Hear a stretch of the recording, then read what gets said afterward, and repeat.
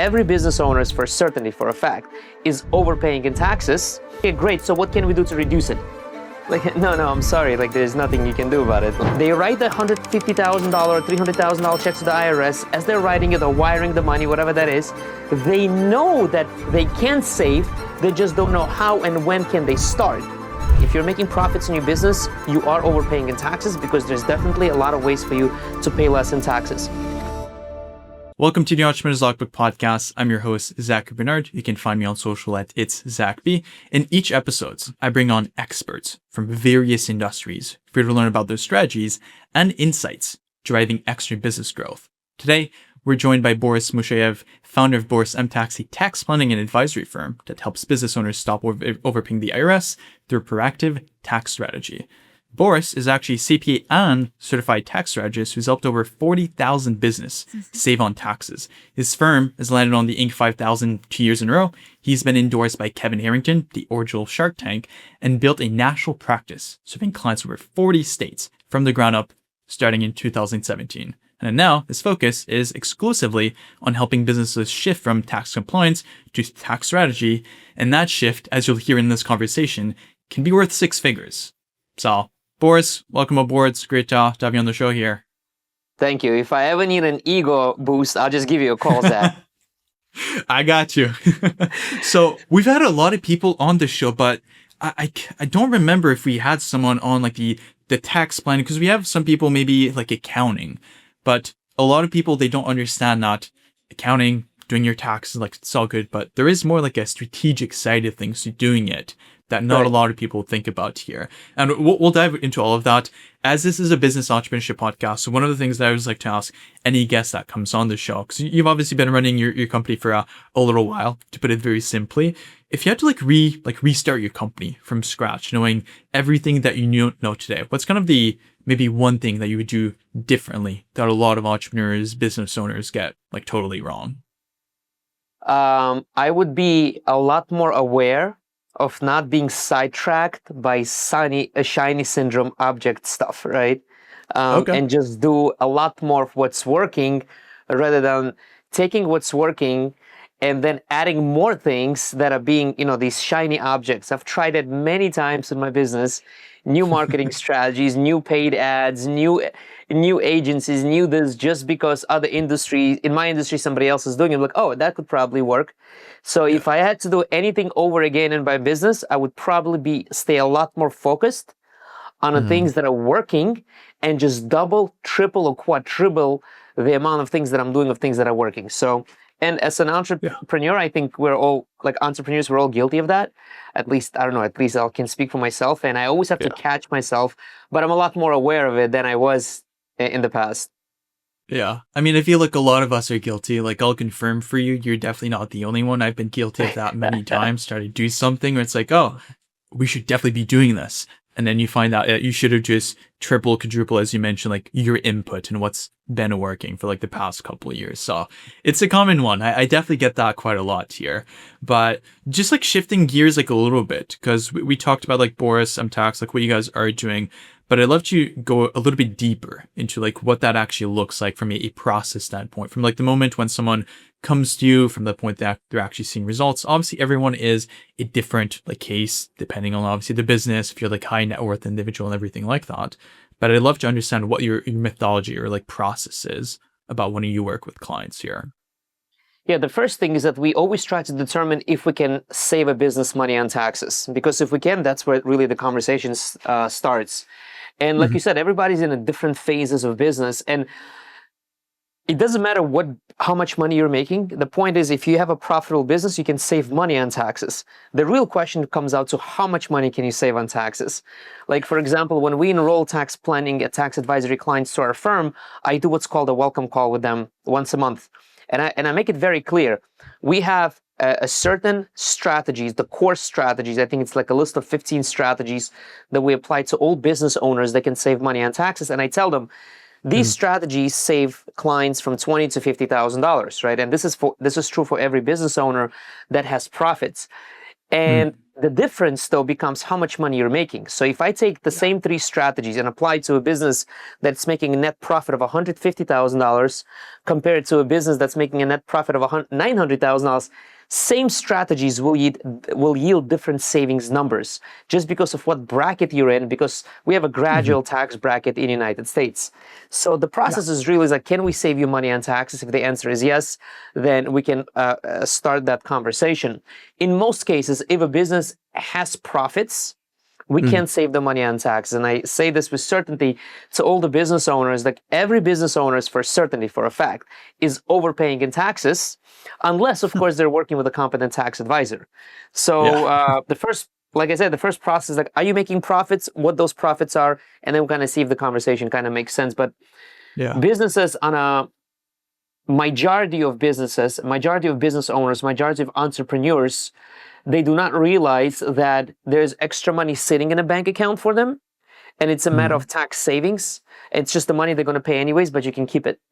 And one of the things that I tell people, and sometimes people have a misconception, oh, if I hire a tax planner, work with a tax advisor, I will pay $0 in taxes. And that's not true. You're still going to pay taxes. You would just pay less taxes. But the good news is that everybody can pay less in taxes. Yeah. I mean, maybe they will get you a return that says you don't have to pay anything, but that's usually going to be a shady tax planner, and you're probably going to get fined by the IRS. And don't get me wrong, there's absolutely a way for someone to pay $0 in taxes. I've seen client returns like that. We have a couple of clients like that, but it's a minority of people. And the reason is because how they're financially set up and what type of investment decisions they're making and how much time they spend into their business. IRS is very particular about, hey, you can actually pay $0 in taxes. These are things that you can do, but you cannot be involved so much in your business. You have to be involved, for example, a lot in real estate. So is it possible for somebody to pay $0 in taxes? Absolutely. Is it for everyone? No. But what is for everyone is that to pay way less in taxes than they currently paying. I love that. And there's a lot of like business owners out there who probably hopefully they have a CPA or like an accountant, and they feel like pretty covered when it comes like tax season, like their taxes. What's kind of like the difference though between what they're likely getting versus like a tax strategist, like what they're actually doing? Like, why does that distinction matter so much? Yeah, so before I can really explain that, I want to first introduce, give a little bit of a background, right? As historically, traditionally, accounting is somebody that just does your taxes, right? There was no such thing as tax planning back in the day. A lot of small business owners weren't doing it. It was reserved, so to speak, for the big fish, right? For the ultra wealthy, for the millionaires. And I was actually one of the first people on social media when I first started doing tax planning about 8 years ago, saying, hey, tax planning is a thing. Small businesses can utilize it. And a lot of times why a lot of CPAs or accountants or EAs don't do tax planning is because they're still involved in traditional sense of accounting. And a lot of business owners are still stuck with the same accountant that they started their business with. But they have outgrown that accountant.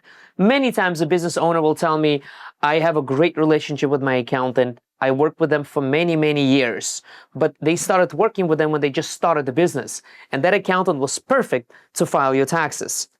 But as you grew your business, and in America, it's I don't want to say it's easy, but you have a lot of opportunity to have a very successful business. And those individuals that stick out, they become very successful, right? The first couple of years, it's kind of hard, it's grind. And then after that, it's just kind of that compounding effect of how well your business does. So is your tax bill. But that same accountant is just filing your taxes. So then there's an other side of accounting, which is we're also CPAs or we also EAs or whatever that may be. But we chose to take the path of industry of tax planning, tax strategy, and really reducing the tax bill rather than filing the return. So these are two different professionals. And they just specialize in two different things. Yeah. And does that answer your question? Yeah, it does. And it sounds like, based on what you're saying, that as you like grow your business, like you should have like a team that grows with you to be able to like accommodate like your needs and like the growth that you've obviously gone to a point. And obviously if you have an accountant, they started with you when you are, I don't know, maybe like 100 grand a year when you just started the company. Once you get to like $1 million, $2 million, they might still be able to like help you do the basics. But this is where it becomes probably more of an advantage to have someone that's like thinking more 100%. strategically about it. Yeah.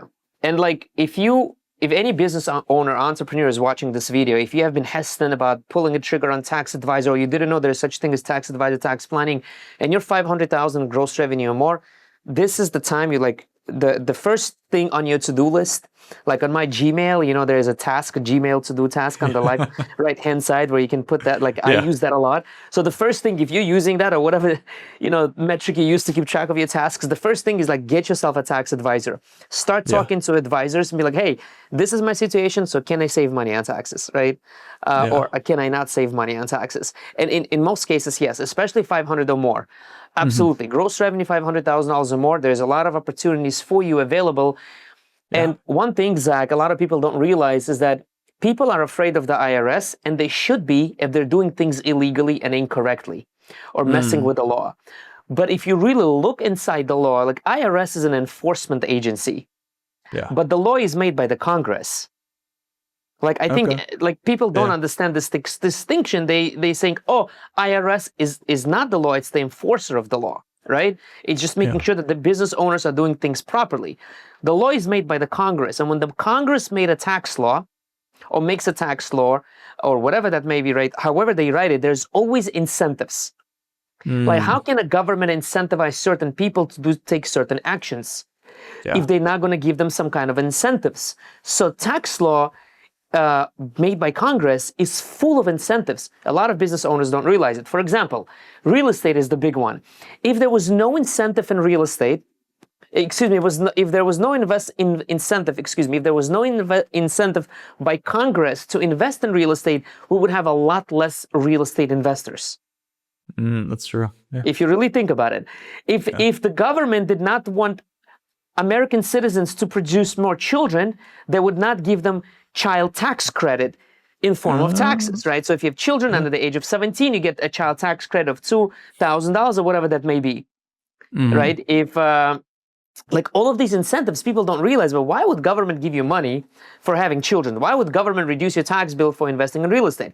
Why would government give you research and development tax credit if they don't want you to, you know, if they don't want the technology, so to speak, or to companies to like do all these research and development, right? There is a credit, there is an incentive associated with it. And people just have to look and realize, but everyday business owners obviously are not accountants, they don't interpret the tax code. And that's where working with a tax advisor and a tax planner really, really becomes important. Yeah, and I think I read about it. I don't remember the exact number. It's either 70,000 pages or it's 17,000 pages, like the IRS tax code. The tax code, I believe it's over 80,000 pages or long. Yeah, it's like it gets more and more. It just accumulates. But yeah, like to your point, they're giving you like all these resources. Like, hey, like these are all incentives that you can use to save on your taxes. Like we're literally giving those to you. We're not tithing them, but you have to be willing to like dive into the deep end to do it. Correct. Like you will never find in a tax code written in black and white, by the way, do this and we'll reduce your taxes by this much. No. Like it won't be that way, but it's written in a very different language format. Yeah. So that's why like, you know, like you work with a tax advisor that comes up with this creative strategies that are legal, that fits your situation. Everybody's situation is different, right? I've got clients from like, you know, $200,000 in net profit to a few $1 million in net profit or 8-figure net profits and so forth. Everybody's situation is different, but there are strategies for everybody. Yeah, and if you know how to navigate it properly, this is where like you can get some like the rewards. I don't know a lot of people. And it's all about the key here is a documentation. Right. So everything that you're doing, obviously, you have to document it and you have to support your position. And that's very, very important when working with a tax advisor and a tax planner. If you're getting any tax strategy from your tax advisor or your tax planner, like, okay, is there a documentation to support it? Is there IRS reference? Can we reference it back to the tax code? Those are important things for all the entrepreneurs that are seeking tax planners.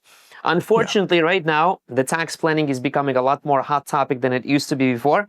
And the reason I say unfortunately is because all of a sudden, you've got all of the accountants that don't necessarily specialize in tax planning. and tax advisory, but they're not putting themselves out there, hey, as if I can do this and I can do this very well for you, when just yesterday they were preparing taxes. Yeah. And unfortunately, it's becoming, we're kind of entering that territory. And I say it unfortunately because I've seen clients that have come to me. They said, I signed up with this firm and, they gave me this, tax document, that tax plan document. I don't understand anything. And I paid a lot of money for it. Now I don't know what to do with it. So, and they don't know what to do with it. They're like, it's like a simple software, like clicking in, you can do these things, but how do I do what I do with the next steps? So really, really important kind of there as well. But I love like the distinction that you made with like the tax code is like written by Congress, and then the IRS is just there to like enforce it if you don't do it properly. But they're giving all these resources to be able to leverage, and that's where obviously a tax planner, tax strategist can come into play here.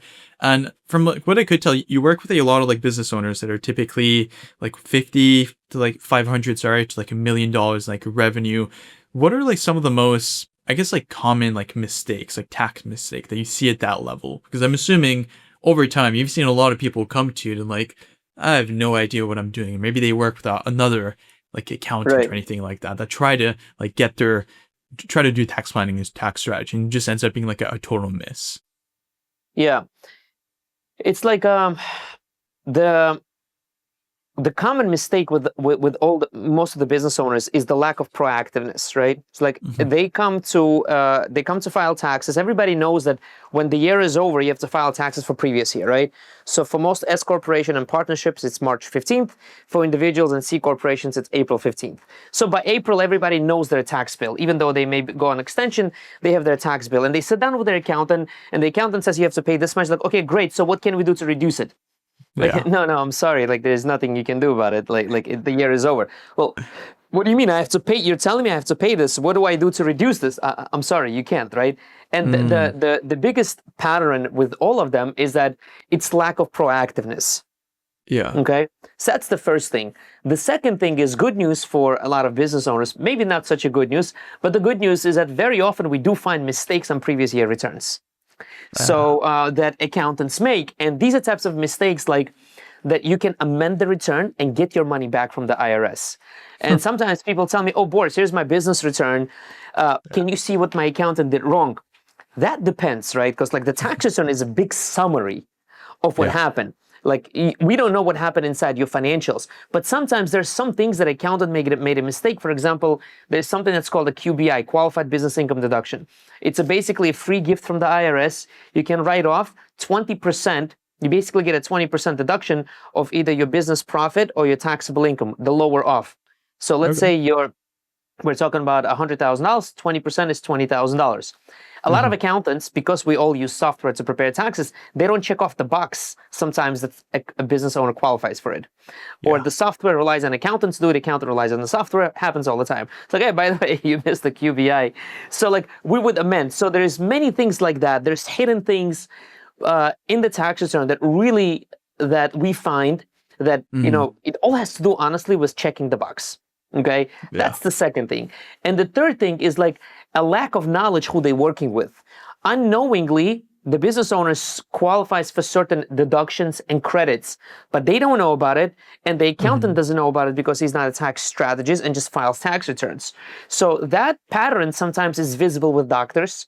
Like, for example, doctors and attorneys, most of the time, they own their own medical practice or their own law office, and there's something that's called a self-rental strategy, where you can, do accelerated depreciation on the property that you own and which your business operates and deduct it against your own practice. So like then there is industries in which we see patterns, for example.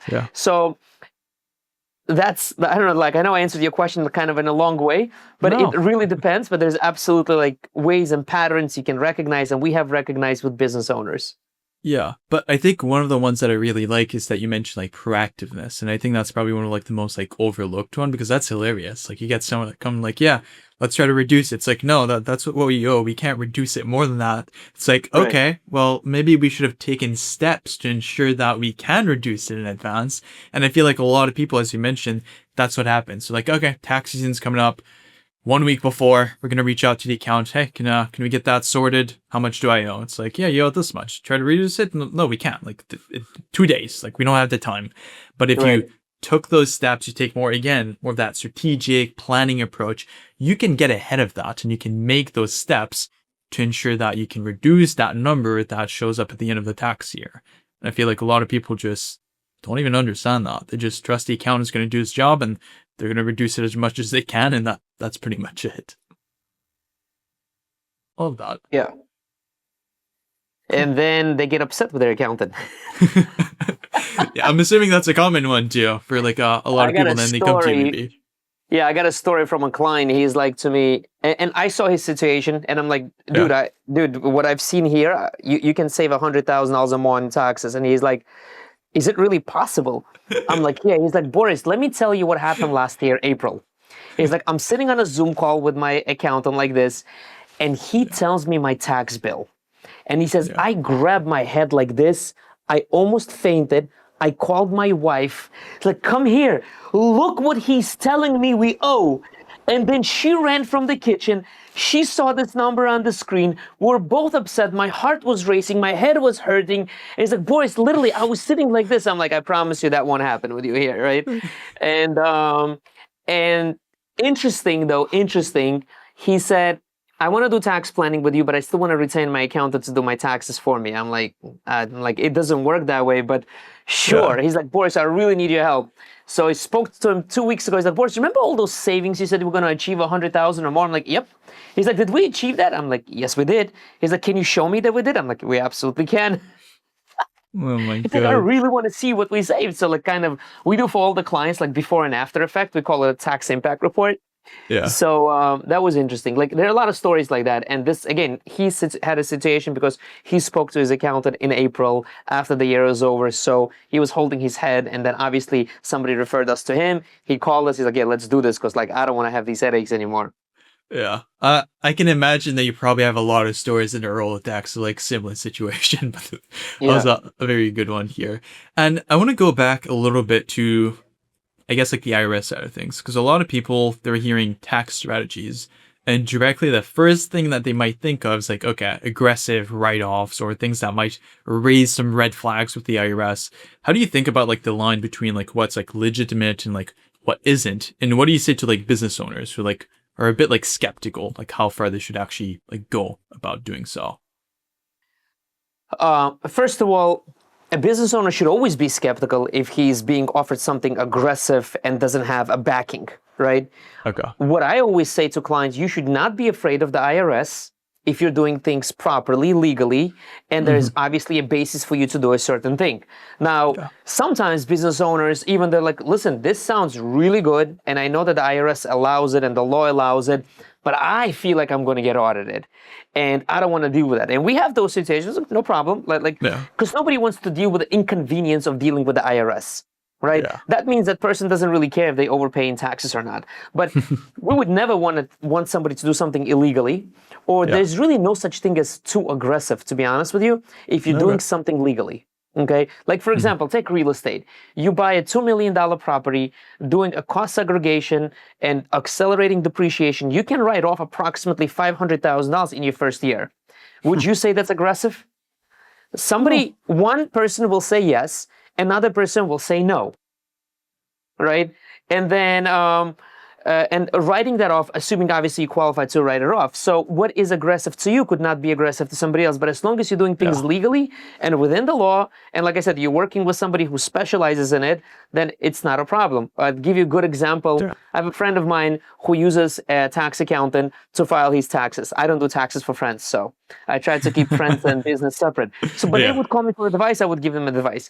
It's like, listen, Boris, I have this short-term rental property, and I have I have like $100,000 loss. My accountant says I can't deduct it. I watched enough of your videos. I'm like, well, let me ask you. I asked him some qualification questions to make sure. He says yes. I'm like, tell your accountant you can write it off. His accountant responds back to me with a different citation of a IRS tax code. I'm like, this citation applies to this situation. His situation is different, right? And then my friend calls me. He's like, Boris, am I going to get audited? I'm like, well, this may not automatically trigger an audit, but if you do get audited, do you have the documentation to prove that you qualified? And again, I went through the qualifications. Like, yes, of course. I'm like, then case is closed. Go ahead and take this deduction. He switches his accountant, goes to another accountant. Another accountant says, oh, wow, Boris told you to do this. And he's like, can you clarify if these things are met? He calls me up. I'm like, yes, you meet the qualifications. So like even the accountants get skeptical because they may not know necessarily the tax code that allows you to do certain things. Now, what's aggressive to some may not be aggressive to others, but I think, Zach, knowledge is power. Oh, yeah. Like, for example, if you take a look at our logo, we have a square with like a little line going. It's like it represents a page in the book. Okay. Because it's all, for us, it's all about educating business owners before saying, go ahead and do this. Like we never tell a client, go do this strategy to save money on taxes unless we first educate them what it is, what it involves, what it entails, and how much it will save the money on taxes. So that's why even our logo represents education. So as long as you are educated enough, you can make a decision, and then you can be like, this is aggressive or not aggressive. In most cases, you'll be like, oh yeah, this is not aggressive. This is totally within the law. Yeah, but I like that because I knew you're posting like a lot of content like social, like YouTube and everything like that. I mean, I know I mentioned like that 40,000 like number because I feel like a lot of people will work with the accountant. They're gonna give them like all their year end, their documents and everything like that, and then they're gonna get a number back. Cool. They just send that off to the IRS and then they call it a day. But they're not gonna be educated enough that where maybe they can be more proactive with their strategy and everything like that. And I feel that's like a big mistake that a lot of people do. And if they're not educated, then what can they do? So I appreciate like genuinely that you're doing that with your clients because I can tell you not everyone does that.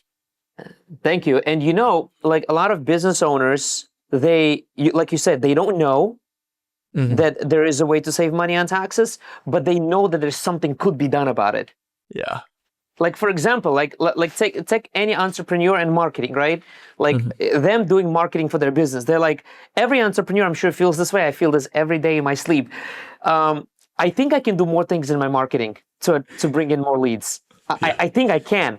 I don't know how, where, what I'm doing. Like yesterday I was talking to an agency that apparently specializes in organic boost of content on Instagram. So he's like, so how can I help you? I said, look, I'm doing everything I can. I'm not sure if I'm doing anything wrong. So I'm speaking to you to see if there's anything, because I feel like I can do more. So same thing with taxes, right? They write the $150,000, $300,000 checks to the IRS. As they're writing it, they're wiring the money, whatever that is. They know that they can save. They just don't know how and when can they start. Yeah. And we all have that feeling about every areas in business. I guarantee you, we have that. Business owners have that feeling in their taxes as well. Yeah, no, I love that.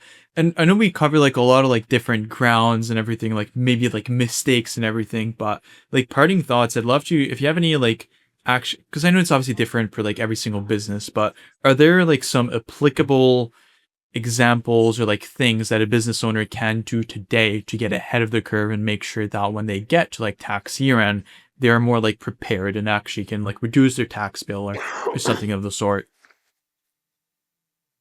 Yeah, absolutely. First of all, understand where you are in your business and who you're working with, right? So if you have somebody who's just preparing your taxes, maybe you should start seeking outside advice and start, speaking to tax advisors and get yourself a tax planner and tax strategist.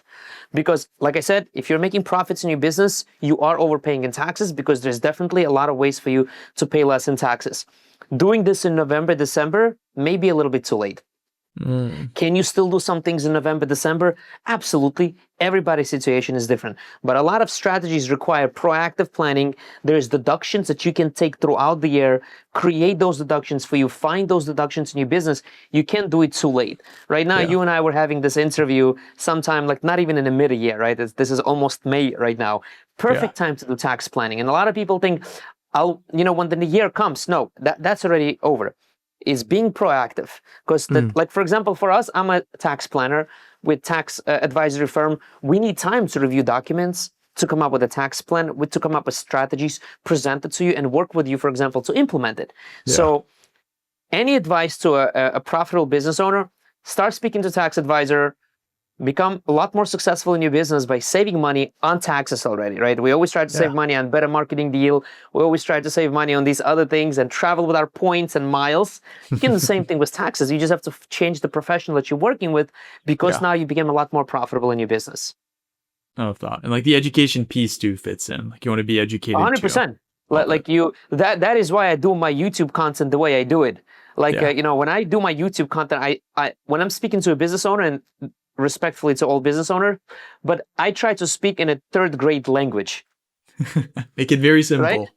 Yeah. Just simple, so that I'm not trying to make business owners tax advisors. I'm trying to teach them that, hey, if this is your situation, you can do this on your taxes. And education is a key. I think if the business owner has a high level education about certain thing, he doesn't have to worry about details. That's the job of his tax advisor. I love it. Well, Boris, really appreciate you coming on the show here. And for anyone that wants to get in touch with you, because you're in like a lot of social media platforms, you're in a couple of places. Where should people look for you here? I think the easiest thing for everyone to do, and to get some value out of like some of my stuff, we have this thing called 7 tax write-offs. Every S corporation owner must know. They can just get it at 7taxwriteoffs.com. And if you want to learn more about me, you can just, once you get this PDF, we'll send you an introduction email. But go ahead and download the 7 tax write-offs every S corporation owner must know. It's 7taxwriteoffs.com. And simple link to remember. And I hope it'll be helpful to your audience. Perfect. Well, we're going to put down the show notes if anyone wants to reach out to them. Perfect. I know Boris has a lot of content on YouTube too that you can get some value out of, so make sure to check that out too. But to your audience, if you've enjoyed this episode, don't forget to like, subscribe, all that fun stuff. Go follow Boris on all social. And until then, keep pushing, and we'll see you in the next one.